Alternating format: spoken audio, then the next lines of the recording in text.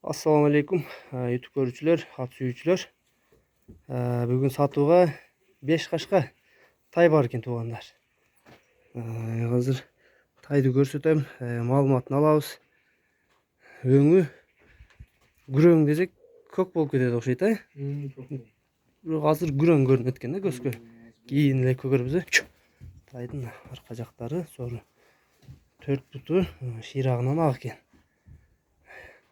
Акы тай боюнча эми айт өзүң. Тайың кандай тай, не болгон, каяктан келген? Кыргыз жылкы. Кыргыз жылкы. Кыргыз карабайыр.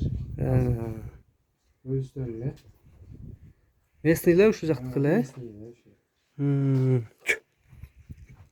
Жебичтери кандай, ден соолуктары? Жебичтери ден соолуктары жайында.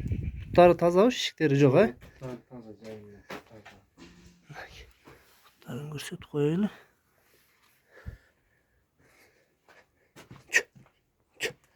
Жем жейби, жемге үйрөткөзүңбү?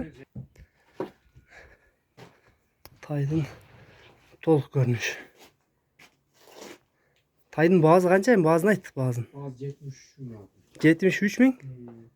Кеми барбы? Кеми бар. Туугандар, тайдын баазы 73 миңге коюлду. Кем болобу акы? Кеми бар. Кем кандай, жакшы эле кыласыңбы?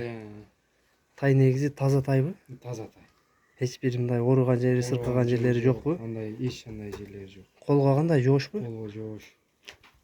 Жаман адаттар жок, тайда, Жаман адат. Чөптүн жеген ичкендери бардыгы жакшыбы, бардыгы жайындабы?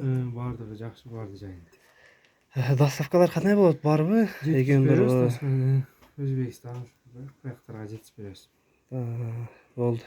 Туугандар, баазын уктуңар, дареги Аксы районунда номерлерин жазып калтырабыз. 5 кашка кимге жаккан болсо номерлерине байланышка чыгасыңар.